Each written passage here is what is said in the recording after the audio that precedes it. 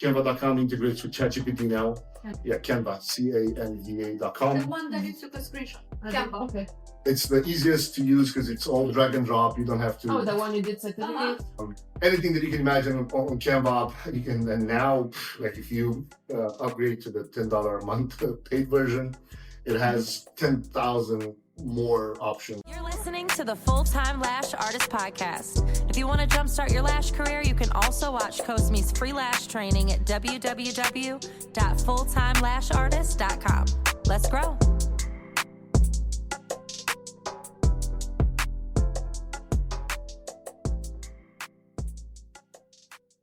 And then we send you to your mail? How you get one? So in Canva, you design them. Okay. And then you go to Vistaprint.com, Vista, V-I-S-T-A, print.com, and you upload the PDF design to Vistaprint, and they'll send you they're super cheap with like $3, you get like 1,000 of them, probably more. And then if you wait, this is another trick. Once you purchase, on the last page, pretty much in the receipt, is going to give you an option, hey, pay $10 more and get additional 1,000. So and then you create a QR code on the back. And the one thing you have to remember, always have this in mind.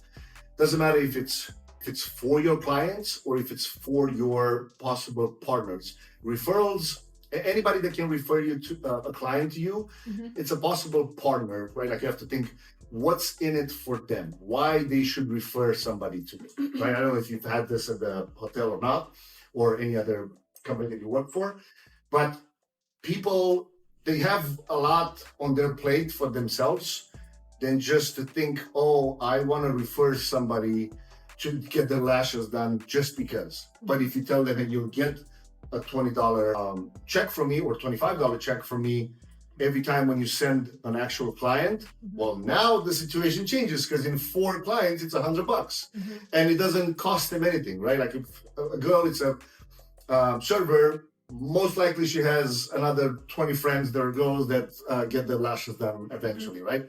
So knowing that, I can get, or if it's a client of yours, that person should get a $25 discount next time they come if they refer you somebody, right?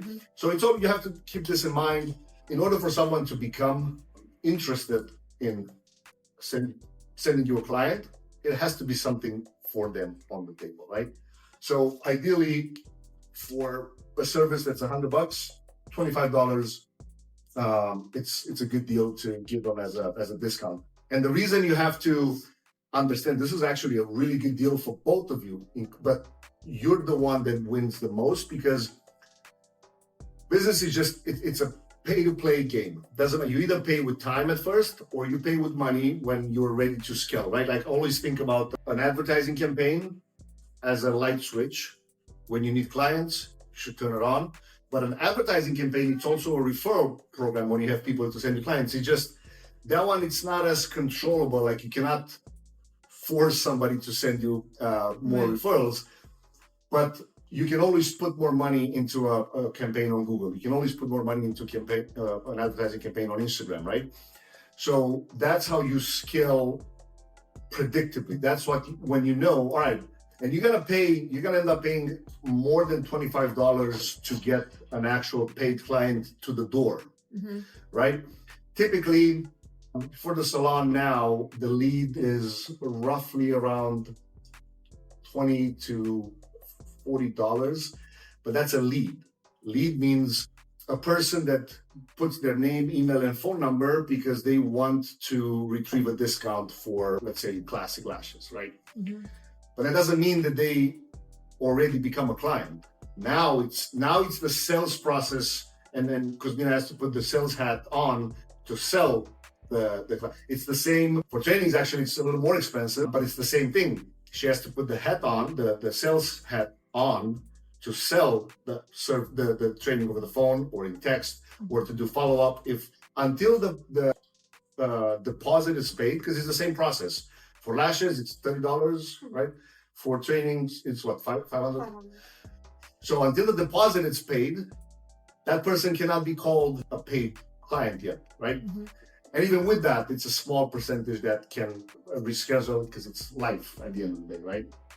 So understanding the reason that I started, typically for a while I was beginning with ads and all the tech stuff, but after a while I realized, well, a lot of people are going to be afraid to spend money at first on advertising campaigns. But when you think about, you go tonight and have a dinner, if you have a business card with you and then you realize you have a good rapport with the server, what does it cost you to give her a business card and say, hey, I actually do lashes? Or you can even compliment, right? It's always about rapport. The first thing that you said when Cosmina, when you clicked on the ad, you said, well, she responded, and then the second thing you said, and she had my accent.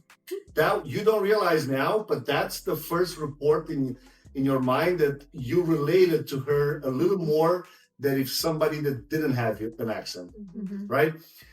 It's the same thing when, the server comes and at the table, they take your order, and you'll realize if the server is trained to sell, they have to find a way to relate with you. I don't know if you remember 3 weeks ago when we were at the Earls, the guy that came said, oh, I remember you guys, you've been here a few times. No, first he asked, is this your first time here? And we said, oh no, we come here all the time. And then his response was, oh, actually now that I remember, I've served you guys a couple times and you were at the other table. Who knows where, at what table, right? But he knew, he was smart to bring back the fact that he tried to relate with us in a way that now you let your guard down, right? Now it's not, because even though you go to a restaurant, they still have to sell you. They have to push a dessert. They have to, hey, can I bring you, do a refill of your wine or whatever. It's all sell. Us people, we hate to be sold to, but we love to buy. It's just, we have to find a way to get the guard down of the person that we're trying to sell. And then the easiest way to do that is to build rapport. So in theory, depending how expensive or how high the price for whatever you're selling is, you need anywhere from 5 all the way to 12 touch points that increase the rapport of the between the two people talking. You said first she responded well, so you were impressed. Second was the accent. You don't realize, but that one, it's actually, it probably replaced 3 to 4 touch points because now you felt more like home, more like with someone that's already kind of. My home is different. No. I mean, you felt at ease because you almost felt like, oh, somebody's gonna understand where I'm coming from or whatever, things like that. Then I can't remember exactly what else you said. So then you talked of the phone a couple times. Advertisements and the way she was talking on the Instagram. Oh, you went on Instagram after? Absolutely. So, and then you watch any of her stories? Absolutely. You saw the dog at some point in the story or no? Yeah, when you're home. Right? So again, you probably don't realize now, but because you used to have a dog, especially as pet owners, the moment you see somebody, you put 2 people that sell the same thing. I'm a pet owner. One of the people that sells the service, it's not a pet owner, and the other one is. 80% chances more I'll buy from the one that's a pet owner. It's because I relate. Oh, he gets me. She gets me. Whatever. It's just the way that the brain works. And then once you understand, all right, everybody that I meet on a daily, weekly basis can become a referral for me. Now you understand, all right, what's in it for them? So $25 if it's a coupon for someone that doesn't come at my salon, or somebody that does come, it'll just be a discount, which is even better for you, right? Because again, we pay per lead $20 to $40.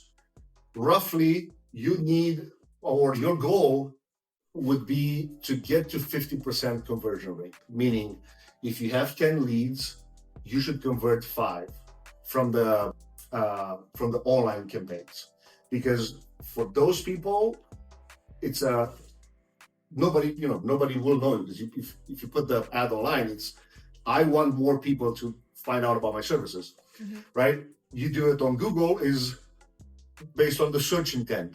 But you go to Instagram is based on social interactions. And then you have to make an offer so good that somebody has to stop, right? Do you use Instagram on a daily basis, or you do?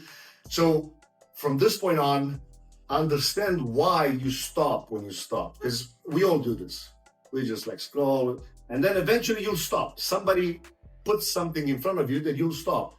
So write down what stops you, like tonight or tomorrow when you're Instagram. Write down at least 5 to 10 times when you stop. Why did you stop? And then try to replicate that when you post for your business, right? I'm always a big fan of not reinventing the wheel. What does that mean? When you do your market research, you look, I'm assuming the plan is to do this in Cape or close to Boston. No, we'll see. I'm not attached to anything, so if I will decide Boston, I do it Boston. But I mean, to begin with, I should do at home or, close to home. Okay. So, no, the reason I'm asking is when you do the market research there, it's going to be a lot different than if you do it here, right? Because it's, again, at first, you look at the top 5 competitors, maybe you don't have 5. Maybe you only have 1 competitor that's really in the proximity, right? If that's the case, it's even better. I shouldn't say necessarily it's even better, but you have to look at, is this person offering just lash services, or it's a salon that does hair and does this and does that, and they do also lashes, right? Because that would be almost like an indirect competitor. You'll have to, if you really want to take it to another level, you'll go there and pay for a service to see what the flaws are. You can look in the reviews typically. Don't read like the 5 stars, read the 3 stars and below. Those are the actual issues that the company have, because it's hard to milk a 5-star, like a legit 5-star review from a person. Of course, you have to ask, but if somebody has a bad experience, trust me, they will go online and leave a bad review. So this is also to keep in mind for the future. If something does happen, let's say you have a bad day, and because you have to understand, you cannot make every person happy or like 100% fully happy. It's just the way it is. But you have to do your best to, at least if something does go bad, you might have to, work for free a little bit, like an extra hour to make them happy. Or I always tell Cosmina, look, 1 bad review will haunt you for months or possible years. Right. It's better to just don't take it personal. Refund the money if you'd have to. $200 is not going to make you rich, and it's not going to make you poor either. So trust me, it's just, of course, you collect a signature when you do that. And if you don't know what verbiage to use, you ask ChatGPT, because it's going to give you exactly the verbiage. If you got a passion for lashes, let me see it. It's time to level up. If you need me to, I'll teach you my 6-figure secret. Better believe it, because I believe in you. You're listening to the Full-Time Lash Artist Podcast. If you want to jumpstart your lash career, you can also watch Cosme's free lash training at www.fulltimelashartist.com. Let's grow.